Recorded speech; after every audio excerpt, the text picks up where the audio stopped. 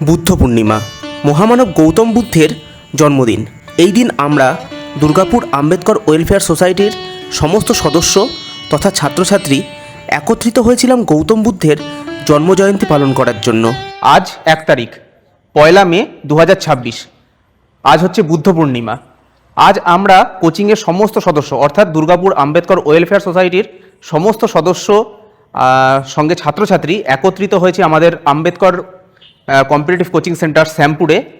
তার উদ্দেশ্য হচ্ছে আজ আমরা বুদ্ধ পূর্ণিমা উদযাপন করব, মানে বুদ্ধ জয়ন্তী পালন করব, বুদ্ধদেবের সম্পর্কে কিছু আলোচনা করব, বুদ্ধদেব সম্পর্কে জানব এবং তার পুরোটাই আপনাদের সঙ্গে শেয়ার করে নেব। আমাদের কোচিংয়ে এই মুহূর্তে আমাদের কোচিংয়ের যে সমস্ত গণ্যমান্য ব্যক্তিরা রয়েছেন তারা আস্তে আস্তে আসছেন। ইতিমধ্যে আমাদের কোচিংয়ের প্রেসিডেন্ট অমলচন্দ্র ঘটক উনি চলে এসছেন। আমাদের কোচিংয়ের যিনি প্রতিষ্ঠাতা কঙ্কন গাইন মহাশয়, উনি এখন আসতে পারেননি, কোনো একটা বিশেষ কাজে আটকে গেছেন। আস্তে আস্তে সমস্ত মাননীয় ব্যক্তিবর্গ আসছেন। তো তারা সবাই চলে আসলেই আমরা আমাদের অনুষ্ঠান শুরু করব। এই হচ্ছে আমাদের কোচিং। আর আমাদের কোচিংয়ে এই মুহূর্তে সম্পূর্ণ স্টুডেন্টে ভর্তি রয়েছে, কেননা সবাই এসছে, সবাই এসে নিজের নিজের জায়গায় বসেছে। তারা বুদ্ধ জয়ন্তীতে নিজেরা বুদ্ধদেবের সম্পর্কে জানার জন্য উৎসুক। বুদ্ধদেব সম্পর্কে বিভিন্ন কথা, যারা বড়রা রয়েছেন, বিভিন্ন অতিথিবর্গ রয়েছেন, তারা বুদ্ধদেব সম্পর্কে কিছু কথা বলবেন, সেগুলো স্টুডেন্টরা যেরকম শুনবেন সেগুলোই আমরা আপনাদের এই 6 ইঞ্চি স্ক্রিনে শেয়ার করে নেব। আজকের অনুষ্ঠান পরিচালনার দায়িত্বে ছিল আমাদের কোচিংয়ের ছাত্র কৌশিক নাহারি। সংগঠনের প্রেসিডেন্ট শ্রী অমলচন্দ্র ঘটকের অনুমতি নিয়েই আমাদের আজকের অনুষ্ঠান শুরু হলো। অনুষ্ঠানের শুরুতেই সমস্ত সদস্য তথা ছাত্রছাত্রীবৃন্দ তথাগত বুদ্ধের চরণে পুষ্পার্ঘ্য অর্পণ করলেন।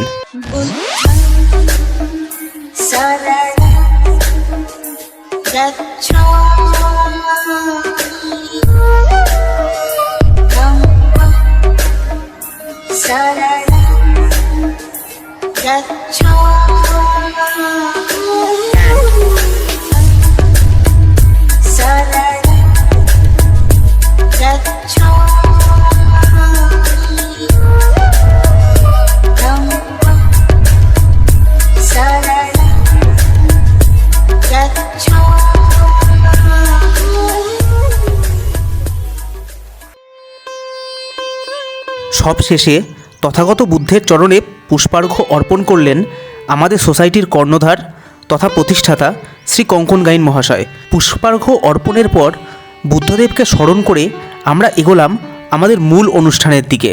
কৌশিক সবাইকে মোটামুটি বলে দিয়েছে আজকে আমরা কি পালন করছি, কারো কোনো সন্দেহ নাই তো? ইতিহাস আমরা অনেকটাই ভুলে গেছি, এটা আবার ও তুলে ধরার চেষ্টা করছে সবার কাছে। যাই হোক, বুদ্ধের জন্মদিন আমরা মিলিত হয়েছি, তাই আলোচনা যেটুকু চলছে চলুক। তার আগে আমরা একবার মালা যেহেতু দেওয়া হয়েছে এবং ফুল দেওয়া হয়ে তাকে শ্রদ্ধা জানানো হয়েছে, আমরা তাহলে একবার বুদ্ধকে স্মরণ করব। আমি যেভাবে বলবো তার পেছনে পেছনে বাকিরা বলবে। কৌশিকও পারতো, এবার আমাকে দেখে হয়তো সম্মানের জন্য ছেড়ে দিল।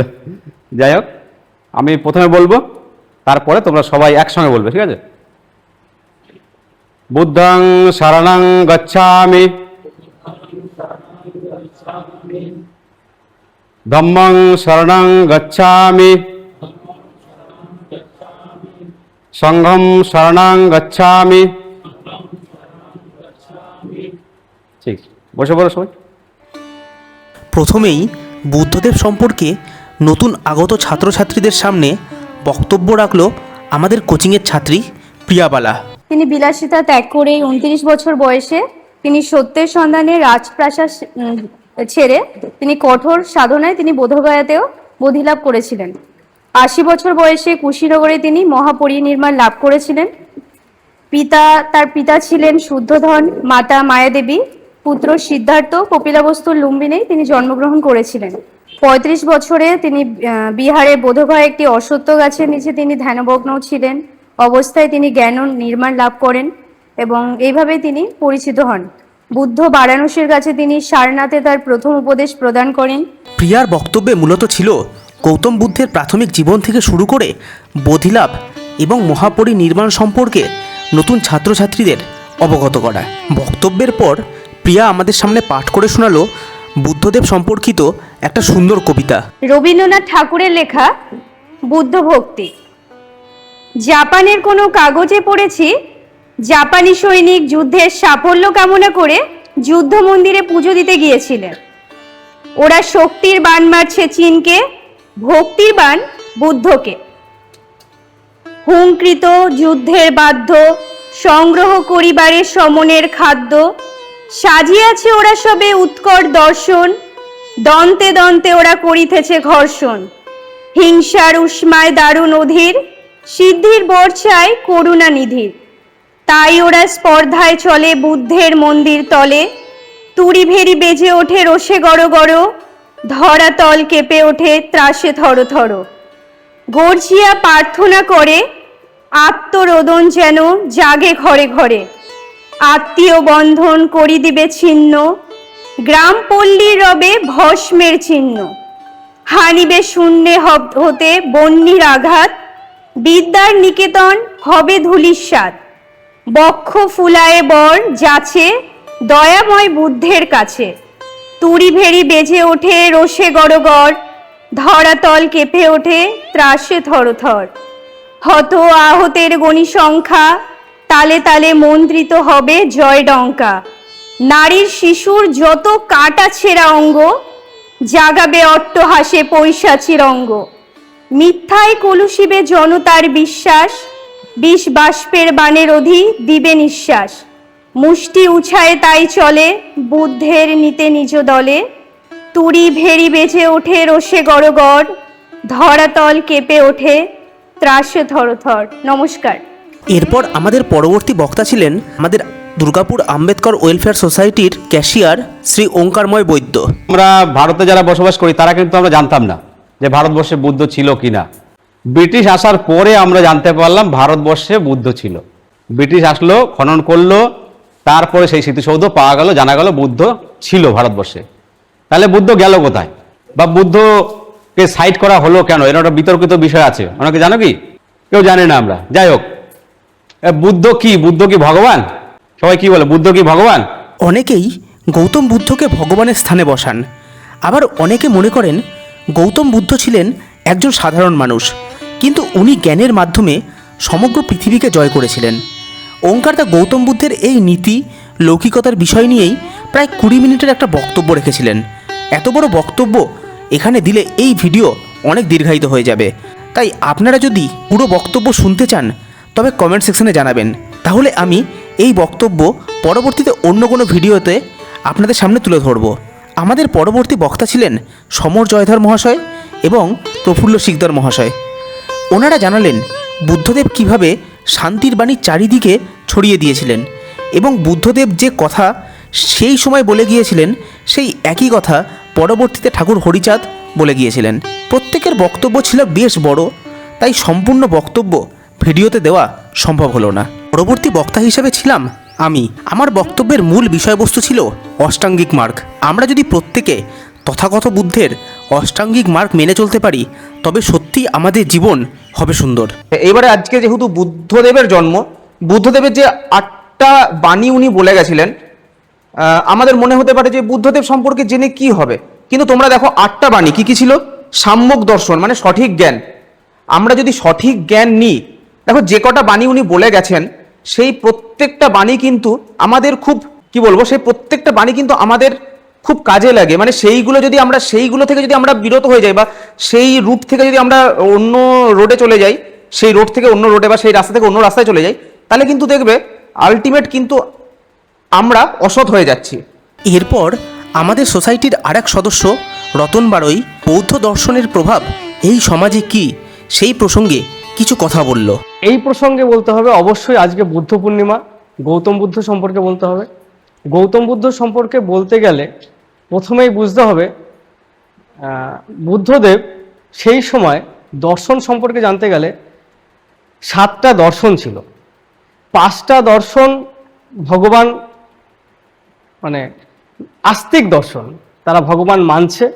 2টো দর্শন জৈন দর্শন এবং বৌদ্ধ দর্শন, সেটা হচ্ছে নাস্তিক দর্শন। জৈন দর্শন এবং বৌদ্ধ দর্শন নাস্তিক দর্শন, 2টো দর্শন নাস্তিক দর্শন। আজকে বিশ্ব যদি পর্যালোচনা করা যায়, বিশ্বের সমস্ত কিছু পর্যালোচনা করা যায়, দেখা যায় তার মধ্যে সমস্ত কিছু শাসন কিন্তু করছে বৌদ্ধ দর্শন এবং জৈন দর্শন। এরপর আমাদের সোসাইটির প্রতিষ্ঠাতা তথা সেক্রেটারি শ্রী কঙ্কন গাইন বুদ্ধদেবের সাথে বাবা সাহেবের সম্পর্ক কী তাই নিয়ে একটু আলোচনা করলেন। ভগবান বুদ্ধ কেন শ্রদ্ধেয় সেই আলোচনা বিভিন্ন জন করেছেন। আমি একটু অন্য প্রসঙ্গে কথা বলি। একজন রাজকুমার রাজপ্রাসাদ ছেড়ে শান্তির জন্যে, সত্যের জন্যে তার বাবা কিন্তু সমস্ত ব্যবস্থা করেছিলেন। রাজপ্রাসাদে থেকে যত রকম কিছু উপভোগ করা যায় সমস্ত কিছুর ব্যবস্থা করেছিলেন, তাও কিন্তু তাকে ধরে রাখতে পারেননি। সত্যের সন্ধানে, মানুষের শান্তির সন্ধানে তিনি বেরিয়ে পড়েছিলেন এবং সেই পথ দেখিয়ে গেছেন।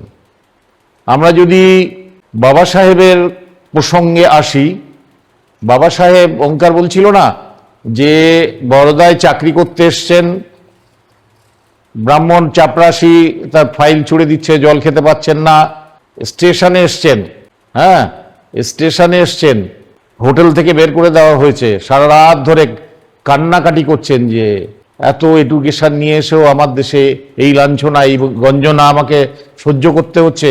যেখানে আমি পড়েছি সেখানে কিন্তু কোনো রকম লাঞ্ছনা গঞ্জনা ওনাকে সহ্য করতে হয়নি।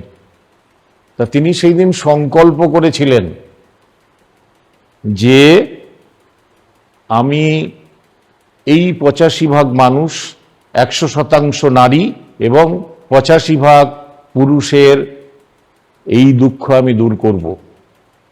সেটা হচ্ছে সংকল্পভূমি। বাবা সাহেব কি করেছিলেন? সংবিধানের মাধ্যমে কিন্তু আমাদের একটু বেশি অধিকার সেটা দেননি, সবাইকে সমান অধিকার দিয়েছেন। সেটাও মনে হয় আমার বুদ্ধের কাছ থেকে তিনি পেয়েছেন।